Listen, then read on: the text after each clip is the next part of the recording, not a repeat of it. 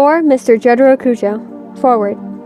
If I said I didn't have any indecision about restoring and deciphering the notebook that Mr. Jojo incinerated in Egypt, I would without a doubt be lying, because I felt that to bring those contents that Mr. Cujo saw as too unsavory to leave in this world back into it was, on level of professional ethics, and perhaps an even more fundamental level, an unforgivable and barbaric act. But at the end of a series of twists and turns, the reason I finally arrived at accepting this request from the Speedwagon Foundation was, of course, not unrelated to that of Mr. Cujo's current memory loss and comatose state. The Speedwagon Foundation's theory that there may be some hint in the notebook that could lead to the restoration of Mr. Cujo's consciousness was, at the very least, not entirely off base. And I was told that, as someone who owes a great deal to Mr. Cujo, I was not in a very much of a position to preach about policy, professional ethics, or simple common sense as a human being, even if it did not yield any hints to his restoration, nor to even decipher a part of what caused Mr. Cujo to end up in such a state.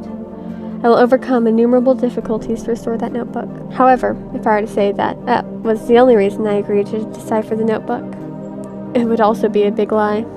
Truth be told, the first time I spoke with the Speedwagon Foundation, in other words, when I first learned that such a notebook had once existed, I must confess that I succumbed to sweet temptation. I felt strongly that it was something I should not do, but to at least an equal degree, it was something I felt I wanted to do. The man who once tried to make the world fall into darkness, Dio Brando. No, maybe it would be more appropriate to call him Dio Joestar, or perhaps simply Dio is best.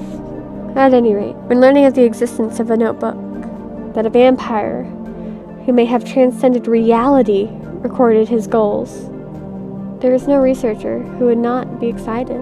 If I was to speak out without fear of being mistaken, I am not doing scholarly work with moral conscience at the forefront of my mind.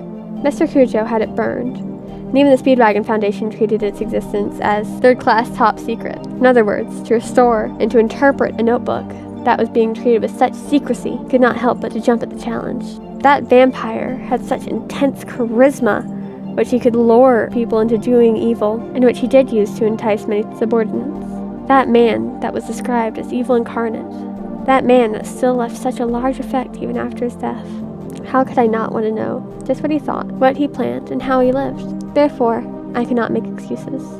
Nice-sounding excuses such as this is for the sake of Mr. Cujo, for the sake of world peace, are honestly not important to me. I feel like if I didn't say that, it would not be fair as the person that has the right to be the first one to read the notebook. If I am writing about fairness, then, I should mention that deciphering this notebook was an intensely difficult task, while naturally turning the fragments of a notebook that was burned and turned mostly into ash that even Mr. Josuke Higashikata could not restore completely into readable text is difficult enough on its own. It was highly encoded and made unclear. Most of the proper nouns, which were the keys, were placed in by checking my deciphering results against the facts that we had currently verified.